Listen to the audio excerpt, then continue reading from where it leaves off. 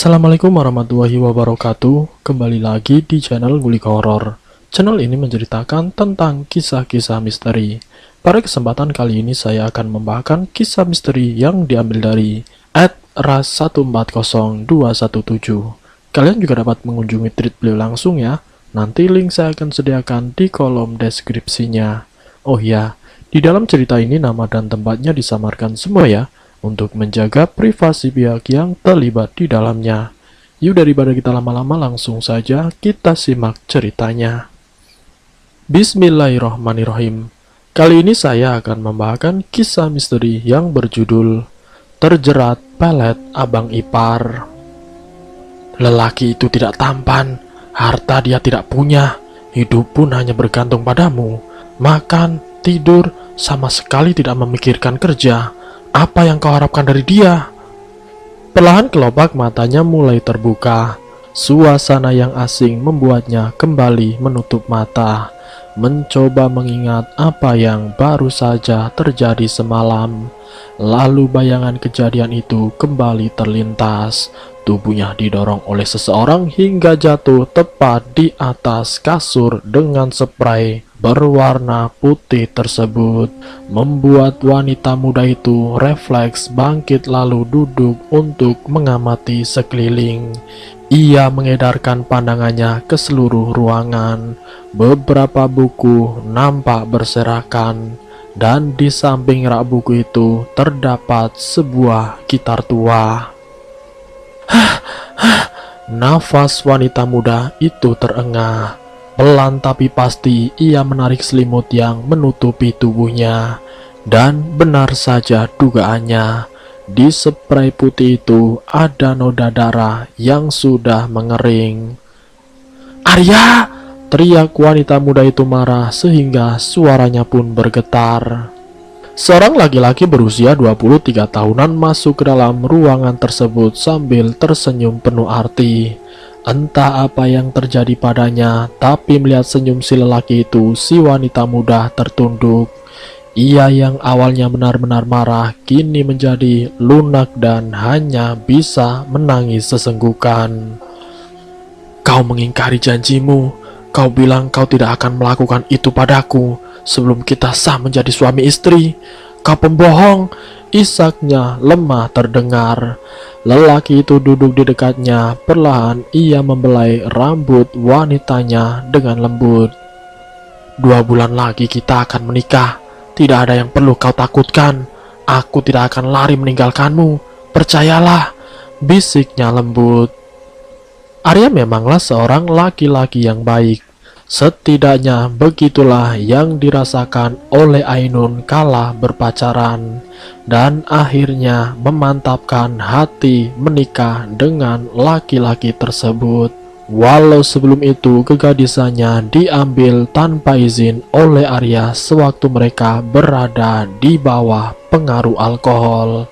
Dan entah mengapa sekesal apapun Ainun, ia tidak pernah bisa marah kepada laki-laki itu. Bahkan setelah menikah, Ainunlah yang bekerja keras untuk menafkahi mereka berdua. Keseharian Arya hanya tidur dan bermalas-malasan, tanpa berpikir mencari pekerjaan untuk membantu istrinya. Suatu hari setelah berbulan-bulan lamanya usia pernikahan mereka, adik Ainun yang nomor 4 datang berkunjung ke rumah yang dihuni kedua pasangan Ainun dan Arya tersebut. Memang setelah menikah, Arya dan Ainun tidak tinggal bersama orang tuanya, tapi mereka tinggal berdua di salah satu rumah milik orang tua Ainun. Karena sebelumnya Arya tinggal di rumah sewaan. Jadi untuk menghemat biaya kehidupan keduanya, mereka pun akhirnya disuruh untuk tinggal di rumah milik orang tua Ainun yang sudah lama kosong.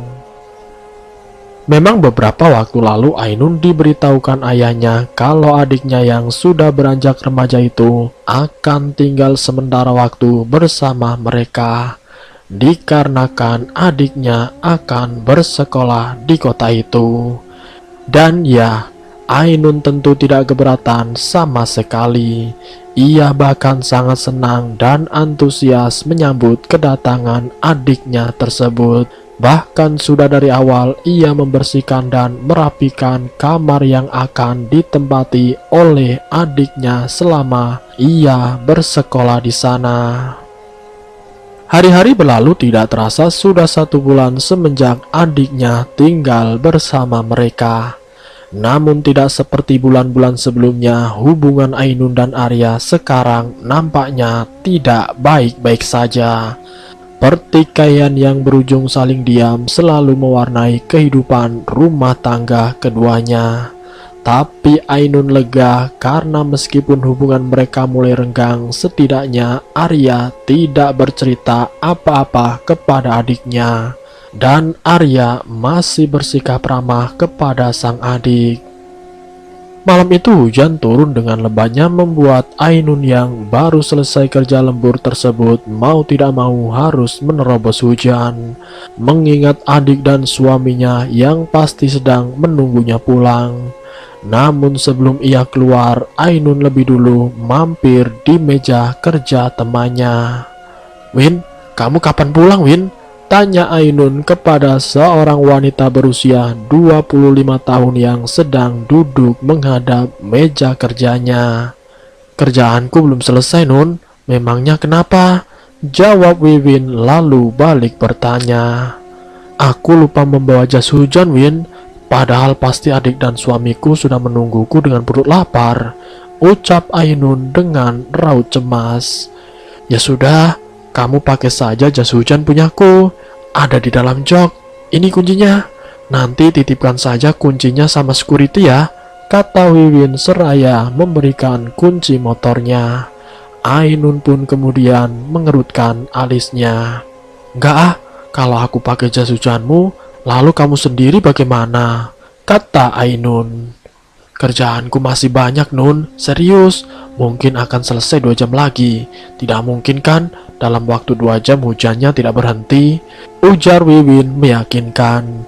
Akhirnya Ainun pulang dengan menggunakan jas hujan milik Wiwin. Singkat cerita, setelah ia sampai di rumah, rupanya pintu rumah terkunci rapat. Bahkan beberapa lampu nampaknya tidak dinyalakan.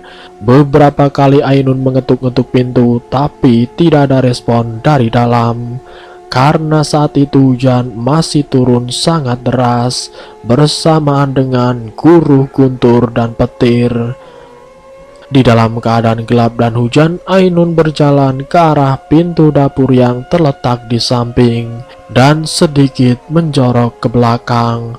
Namun ternyata nihil, pintu itu juga ternyata dikunci dari dalam. "Kemana sih mereka?" sungut Ainun kesal. Ceklek! Lampu menyala tiba-tiba dari kamar adiknya. Saat Ainun mengintip dari celah kaca yang gordengnya sedikit terbuka, ia melihat pemandangan yang membuat jantungnya seakan berhenti berdetak.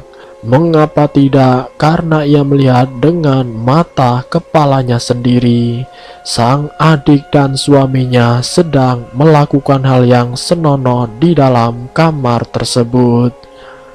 Karena hati dan perasaannya sudah tidak bisa lagi mengendalikan emosinya yang memuncak, Ainun mengambil sebuah batu lalu memukulkannya kepada kaca jendela hingga kaca jendelanya itu pecah berkeping-keping. Adik dan suaminya yang sedang asik bersinah tersebut jelas kaget dan nampak sekali raut ketakutan adiknya ketika melihat wajah Ainun yang marah padam. "Buka pintunya!" Ainun berteriak. Sebuah tamparan mendarat di pipi mulus sang adik.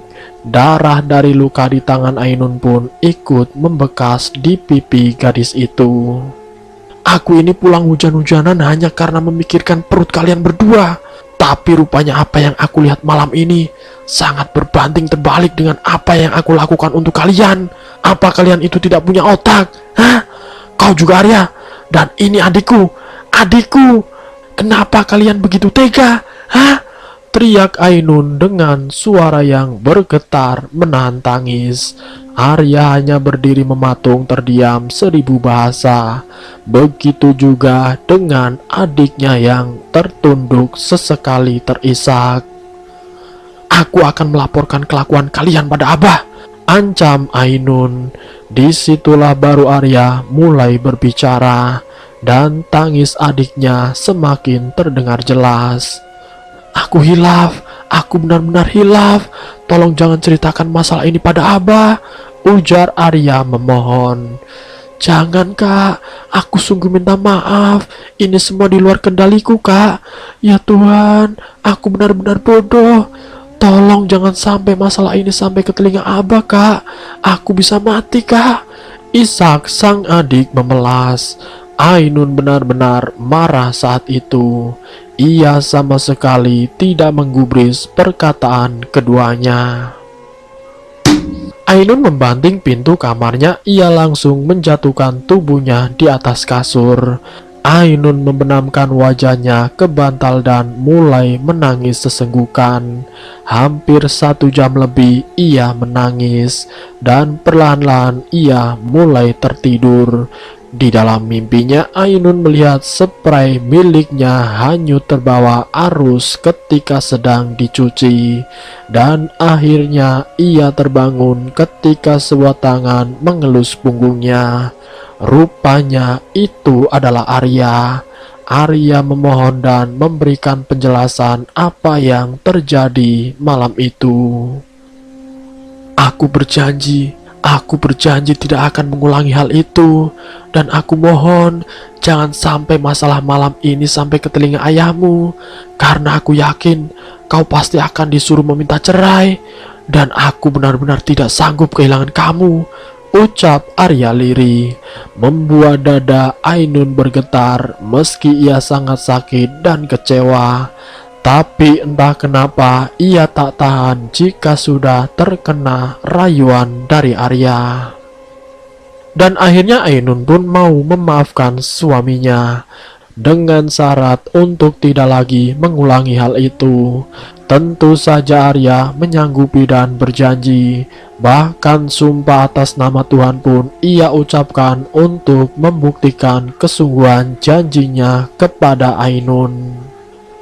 Hari-hari kembali seperti biasa. Kita berpindah menurut sudut pandang adiknya Ainun, yaitu sebut saja namanya Rahma. Semenjak kejadian malam itu, hubungan kakak beradik tersebut menjadi renggang. Meskipun tinggal serumah dan tersentuh bahu ketika berpapasan, mereka saling acuh dan tidak menghiraukan satu sama lain. Begitu juga Arya, meski satu atap dengan Rahma, ia sudah tidak lagi mau bertegur sapa dengan adik iparnya tersebut. Setidaknya seperti itulah yang mereka tambahkan ketika Ainun ada di rumah. Namun yang terjadi di belakang Ainun tentu saja berbeda dari yang nampak di depan. Meski tidak lagi bertegur sapa di hadapan Ainun, tapi mereka masih bertukar pesan melalui aplikasi di smartphone. Hubungan keduanya masih sangat baik, bahkan bisa dibilang masih sangat panas-panasnya. Sesekali mereka akan keluar dan menginap di penginapan ataupun singgah di semak-semak dan melakukan hal tidak senonoh di sana. Dan anehnya Rama seperti hilang akal bila menyangkut soal Arya. Bahkan dimanapun dan kapanpun Arya ingin melakukan hubungan intim dengannya, ia selalu melayani nafsu laki-laki itu. Meskipun ia tahu kalau tidak akan mungkin bisa bersama dengan Arya, tapi ia tidak peduli. 1 tahun telah berlalu. Hari itu sepupu Ainun yang bernama Ida datang berkunjung ke rumah bersama dengan anaknya yang baru berusia 3 tahun. Ia curhat kepada pasangan itu tentang rumah tangganya yang sudah di ujung tanduk karena suaminya berselingkuh dengan seorang wanita yang bekerja di sebuah warung makan di dekat perkebunan kelapa sawit. Kalau dia selingkuh, kau harus selingkuh juga. Jangan mau kalah, ujar Arya terdengar menyela pembicaraan keduanya. Ainun menarik nafas sembari menatap tajam ke arah Arya. Maaf, aku hanya bercanda, ucap Arya kemudian. Setelah sekian lama mereka mengobrol, Ida pun bermaksud untuk berpamitan pulang. Namun Ida ditahan oleh Ainun yang melihat keponakannya itu sudah tertidur lelap di depan televisi. Kalian menginaplah di sini semalam. Itu lihat, si Adel sudah tidur dah. Kasihan kalau harus dibangunkan. Ida melirik putri kecilnya tersebut. Dan akhirnya ia pun mengangguk. Jam pun sudah menunjukkan pukul 5 sore kala itu.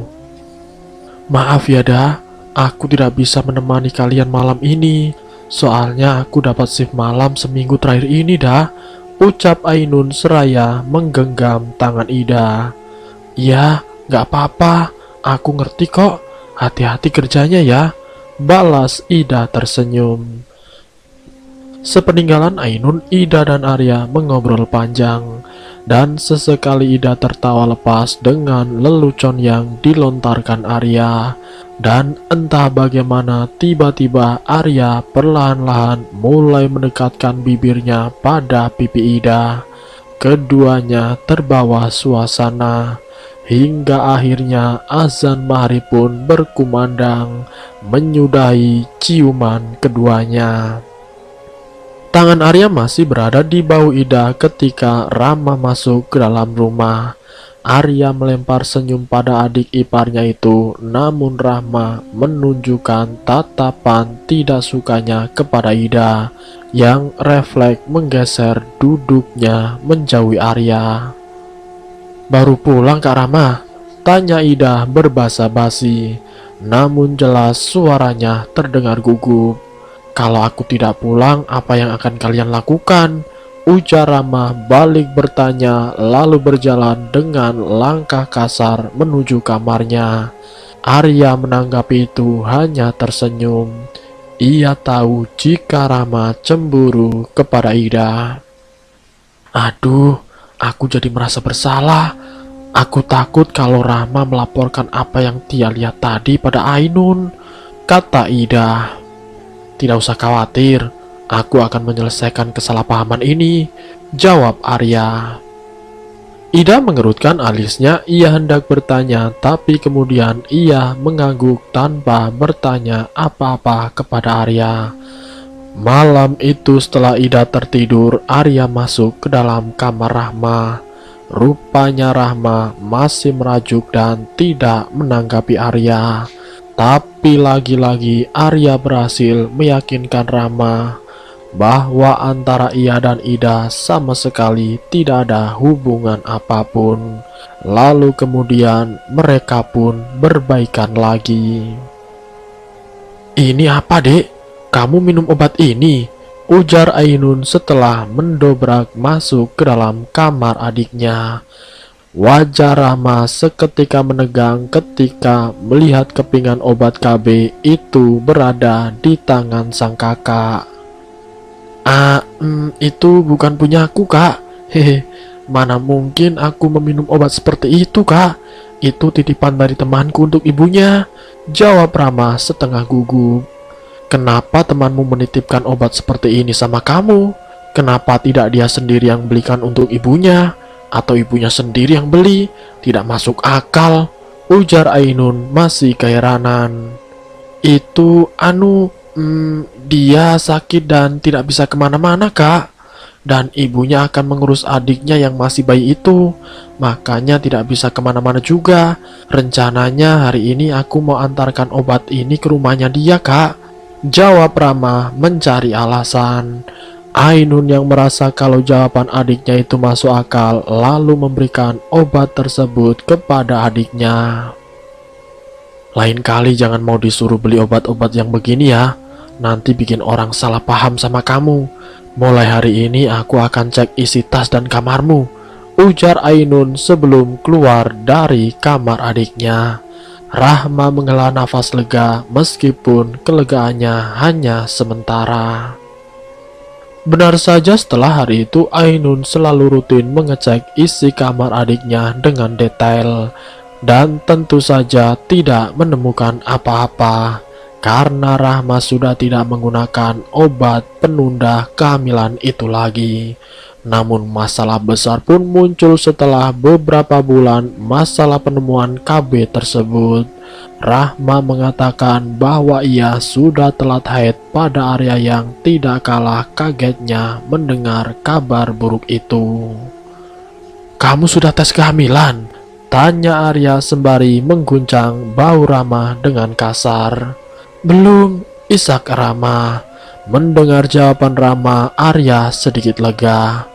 "Kamu tunggu di sini, aku akan beli alat tesnya dulu," pinta Arya. Singkat ceritanya, setelah menunggu beberapa saat, hasil tesnya pun mulai terlihat. 2 garis merah muda nampak sangat terlihat jelas. Rahma menangis sejadi-jadinya ketika mengetahui kalau ia sudah positif hamil. Arya nampak cemas dan tidak kalah bingung. Bagaimana kalau masalah ini sampai ke telinga Ainun dan orang tuanya? "Kamu harus gugurkan kandunganmu," pinta Arya. "Aku takut. Kenapa kita tidak jujur saja sama kakak Ainun? Aku yakin dia bakalan mengerti dan mengizinkan kita buat nikah," ujar Rama seperti sudah kehilangan akal. "Itu tidak mungkin," bentak Arya gusar. Semenjak hari itu Arya jarang berada di rumah. Bahkan nomor Rahma pun sudah ia blokir. Rahma yang masih berusia belasan tahun itu pun tentu tidak pandai menutupi rasa takut dan kekhawatirannya di hadapan Ainun. Apalagi sudah beberapa waktu ini ia mulai mengalami mimpi buruk yang aneh dan membangunkannya tepat di tengah malam dengan keadaan yang dibanjiri oleh keringat. Ainun mulai mencium gelagat aneh pada adiknya yang menjadi lebih tertarik pada buah-buah muda seperti gedondong, mangga muda. Bahkan beberapa kali ia melihat adiknya itu memakan jeruk nipis yang dicampur dengan kecap, asin, dan cabai. Tanpa sepengetahuan adiknya, hari itu Ainun membawa Rama ke tempat praktek dokter Hartini yang merupakan teman lamanya Ainun. Di tempat itu Rahma dicek dan diminta untuk melakukan tes kehamilan. Meski menolak, namun ia tetap dipaksa oleh Ainun. "Tidak akan sakit, cuma air kencingmu yang dibutuhkan," bentak Ainun. Dan setelah beberapa saat kemudian, Dokter Hartini menjelaskan bahwa Rahma sudah hamil lebih dari 8 minggu. Rahma gemetar dan matanya mulai berair. Ia tahu masalah besar akan segera datang padanya setelah itu. Sepanjang perjalanan pulang, Ainun hanya diam saja, membuat Rama semakin ketakutan, dan apa yang ditakutkan oleh Rama pun menjadi kenyataan. Ainun membawanya pulang ke rumah orang tua mereka. Tanpa basa-basi, Ainun melaporkan masalah Rama pada kedua orang tua mereka. Sebuah tamparan dari Abah mendarat tepat di wajah Rahma. Pipinya yang mulus seketika memar dan memerah. "Siapa laki-laki itu? Hah? Siapa?" ujar Abah dengan suara yang menggelegar. Rahma sesungguhkan ia menundukkan wajahnya dalam-dalam. Dan tiba-tiba saja sesuatu yang aneh terjadi. Tubuh Rahma tiba-tiba kejang. Giginya mengantuk dan urat-urat lehernya terlihat jelas. Ibunya yang melihat itu jelas histeris. Mereka pun berusaha menyadarkan Rahma, bahkan menciprat-cipratkan air pada wajahnya pun sudah dilakukan. Tapi Rahma tidak juga merespon. tubuhnya masih kejang dan darah mulai keluar dari hidungnya. Meskipun Abah saat itu sangat marah pada Rahma, tapi beliaulah yang paling khawatir dengan keadaan Rahma. "Ambil kunci, cepat!" ujarnya dengan suara bergetar. Hari itu Rahma dilarikan ke rumah sakit kecil yang ada di daerah tersebut. Keadaan Rahma berangsur-angsur pulih setelah dirawat selama 3 hari di sana. Namun sepulangnya Rahma dari rumah sakit, ia menjadi susah diajak berbicara dan lebih sering melamun seperti orang yang linglung. Bahkan ia bisa sampai berjam-jam lamanya menatap ke satu objek tanpa mengalihkan pandangan ke objek yang lain. Sesekali terdengar rintihan meringis dan tawa yang aneh. Beberapa kali juga ia mencoba melukai tubuhnya sendiri, seakan-akan itu ia lakukan bukan atas kemauannya.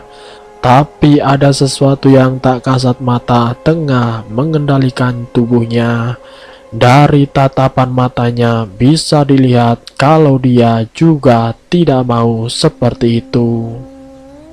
"Bagaimana keadaan adikmu?" tanya Arya di suatu hari ketika Ainun akan bersiap-siap berangkat bekerja. "Dia benar-benar depresi. Mungkin laki-laki biadab yang menghamilinya itu tidak mau bertanggung jawab.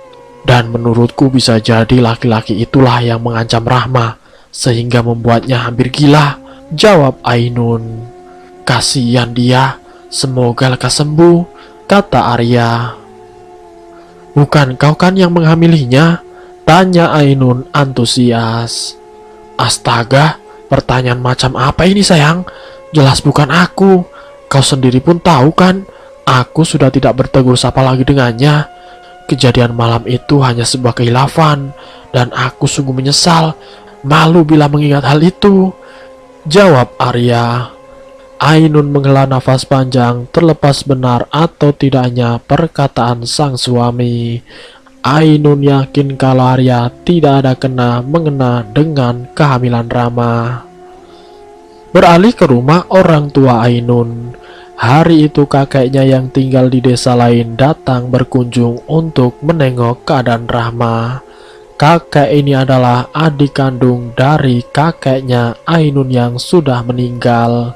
Beliau ini dikenal sebagai sesepuh desa. Beliau juga sering dipanggil atau didatangi oleh orang-orang luar daerah untuk berkonsultasi masalah yang berkaitan dengan hal-hal gaib seperti kapuhunan, kena santet, guna-guna, dan juga yang lainnya. Rahma berteriak histeris begitu melihat kelebatan bayangan si kakek.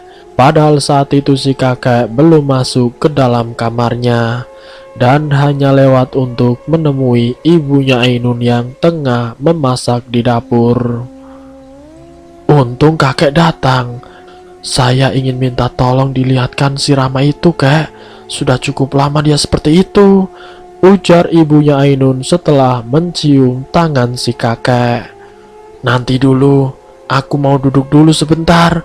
Aku minta air kopinya," jawab si kakek. Setelah minum segelas kopi, barulah beliau berjalan ke arah kamar Rahma. Panas sekali dalam kamar ini," Rahma menjerit dan berteriak semakin menjadi ketika si kakek mulai mendekatinya. Saat tangan si kakek hendak menyentuh kepalanya, Rahma menghindar dan berhasil menendang kaki kurus si kakek. Kepala monyet, kenapa kamu?" ujar si kakek setelah hampir jatuh kena tendangan Rahma. Untungnya di saat yang bersamaan ayahnya Ainun masuk dan menyangga tubuh si kakek agar tidak terjatuh. "Ini mah kena ganggu makhluk halus. Besar sekali badannya yang ada di dekatnya ini," ujar si kakek. "Lalu bagaimana sekarang, kek? Apa bisa diusir?" kata ibunya Ainun. "Coba kau pegang dia," suruh si kakek. Setelah tangan Rama dipegang dengan erat, barulah si kakek berhasil menyentuh kepalanya. Rahma berteriak nyaring, lalu kemudian merintih panjang ketika kakek mulai membacakan doa-doa. "Ternyata dia sedang mengandung," ujar si kakek. "Siapa yang mengirim ini, kek?" tanya bapaknya Ainun. Si kakek mengangguk, tapi beliau enggan memberitahukan siapa pelakunya. Meski si kakek sudah didesak oleh orang tua Ainun. Di tempat yang berbeda, Arya yang sedang tidur siang itu mulai merasakan suhu tubuhnya naik drastis. Wajahnya juga mulai menegang, seakan-akan tahu apa yang baru saja terjadi. "Dia kena pelet dan guna-guna dari orang yang sama," gumam kakek. "Siapa orangnya, kek?" tanya orang tua Ainun. "Suruh Ainun pulang. Malam ini aku akan mencoba mengobati dan memagari Rama," ujar kakek tanpa menjawab pertanyaan dari ayahnya Ainun. "Lalu kenapa harus ada Ainun, kek? Ainun pasti sedang bekerja," kata orang tuanya Ainun. "Lakukan saja, karena Ainun pun dalam bahaya," perintah si kakek. "Sebentar, saya telepon suaminya dulu," jawab orang tua Ainun. "Jangan, kau cukup suruh Ainun sendiri ke sini," bentak si kakek. Meski bingung, ayahnya Ainun akhirnya menuruti perintah si kakek. Singkat cerita, malam pun tiba. Di kamar mandi sudah disediakan 2 ember besar berisi mayang dan bunga-bungaan. Ainun yang baru saja pulang dari tempat kerja langsung meluncur ke rumah orang tuanya dengan mengendarai sepeda motornya. Jalanan menuju rumah orang tuanya malam itu sedikit licin dikarenakan hujan. Ainun sangat berhati-hati mengendarai motornya. Ia melepaskan jas hujannya begitu sampai di depan pintu rumah. Ia mencari-cari sendal suaminya, namun tidak ada di sana. "Arya mana, Bah? Belum datang?" tanya Ainun begitu masuk ke dalam rumah. Si kakek pun menatap tajam ke arah Ainun. "Kau sudah lama menikah, tapi kenapa kau tidak pernah mengajak suamimu menemuiku?" tanya si kakek. Ainun tersenyum kecut mendengar pertanyaan si kakek. Kakek kan selalu sibuk. Waktu kami nikahan saja, kakek tidak datang," jawab Ainun. "Kau bukan cucuku. Kau bukan Ainun cucuku," ujar si kakek. "Hah? Maksudnya apa, kek?" tanya Ainun keheranan. "Lelaki itu tidak tampan. Harta dia tidak punya. Hidup pun hanya bergantung padamu. Makan, tidur, sama sekali tidak memikirkan kerja. Hanya makan dan tidur saja, sama sekali tidak memikirkan kerjaan. Apa yang kau harapkan dari dia?" ujar si kakek. Mendengar perkataan si kakek, raut wajah Ainun seketika berubah. "Kakek jangan berbicara seperti itu, kek. Walau bagaimanapun Arya tetaplah suami saya. Baik buruknya dia, saya tetap sayang dengannya. Jangan sementang-mentang karena kakek sudah tua, lalu bisa semena-mena memburuk-burukan suami saya, kek," ujar Ainun dengan tatapan tajam. "Hormat sedikit pada kakekmu, Nun," bentak Abah. Kakek pun tersenyum lalu mengangguk. Perlahan-lahan ia berdiri dan mendekati Ainun yang masih berdiri di dekat pintu. Mulut kakek berkomat-kamit membaca doa, lalu kemudian beliau mengusap wajah Ainun. Dan setelah itu tubuh Ainun ambruk. "Letakkan dia di atas kain yang tadi sudah kusiapkan," perintah si kakek. Setelah itu Ainun yang masih tidak sadarkan diri lantas diberikan air putih dari sebuah botol. Perlahan-lahan Ainun pun tersadar. Matanya menatap bingung kepada orang-orang yang mengelilinginya. "Saya kenapa?" ujar Ainun. "Kamu ingat apa yang baru saja terjadi?" tanya si kakek. Ainun mengangguk. Kakek nampak puas mendengar jawaban dari cucunya tersebut. Lalu kemudian kakek melangkahkan kakinya meninggalkan Ainun yang masih kebingungan. Beliau menatap Rahma yang duduk terpasung dengan kain panjang. Sesekali ia menggeram marah menatap kakek dengan tatapan yang seolah-olah ingin melumat habis tubuh kurusnya kakek. Allahu Akbar, Allahu Akbar, Allahu Akbar. Kakek duduk dan mulai berzikir tepat di hadapan Rahma. Rahma mulai menunjukkan rasa tidak nyaman ketika berhadapan dengan si kakek. Tubuhnya menggeliat-geliat, ia bergumam dengan suara yang terkadang terdengar jelas dan terkadang sayup-sayup seperti bisikan. Panas, panas, teriak Rahma akhirnya. Kakek lantas berdiri lalu menyuruh orang tua Ainun untuk membawa Rahma ke kamar mandi. Si kakek akan segera memandikan Rahma untuk membuang kiriman guna-guna dan pelet di tubuhnya. Masih dalam keadaan terikat dengan kain panjang, Rahma dimandikan. Ia tidak bisa berontak karena kain panjang yang mengikat tubuhnya itu. Padahal sebelumnya Rahma mampu berontak ketika diikat dengan tali tambang. Pada guyuran pertama, nampak asap putih yang sangat tipis keluar dari kepala Rahma.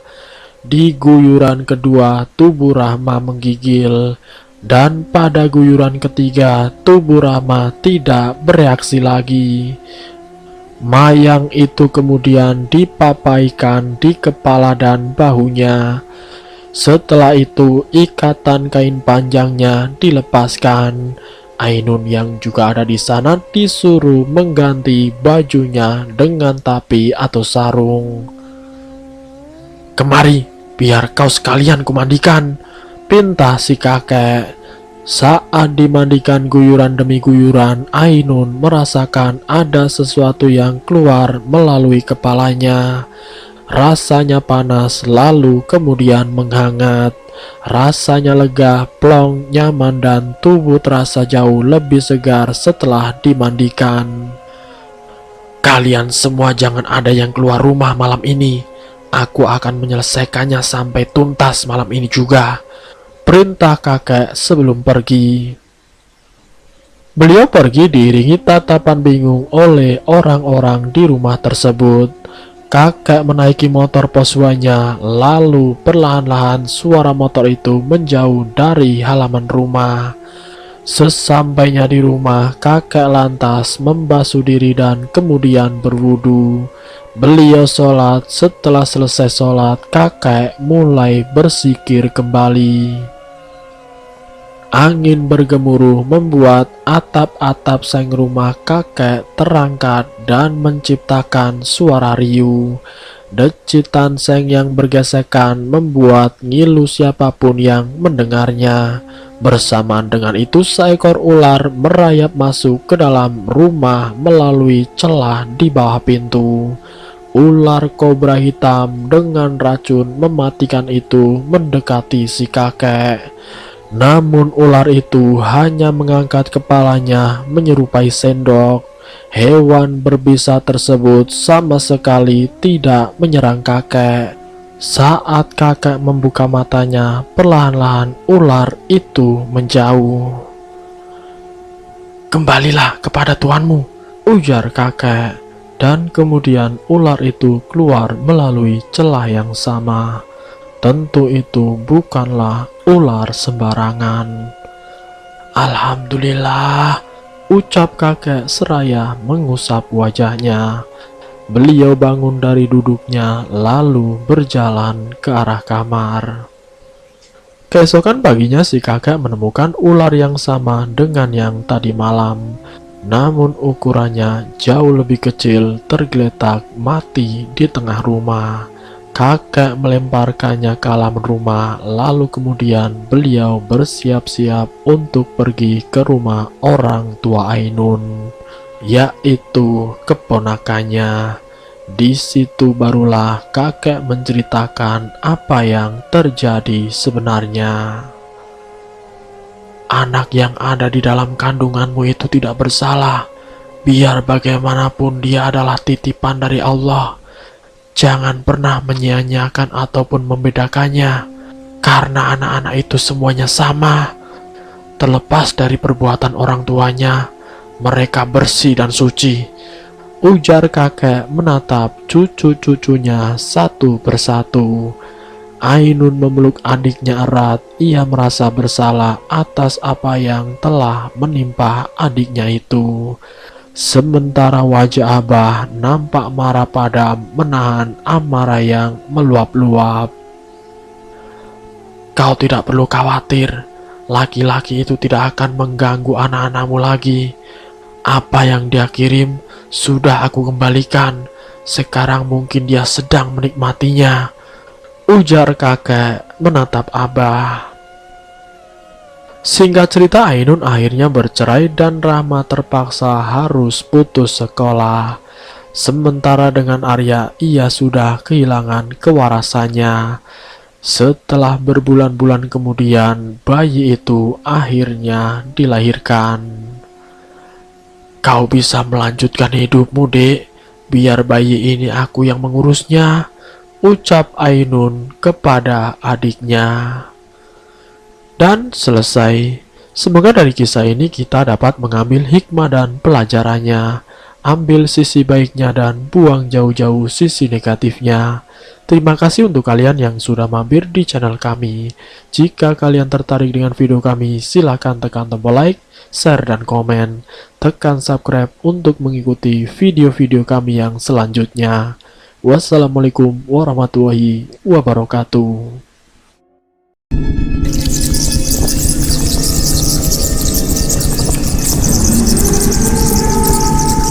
Selamat datang di channel Ngulik Horor.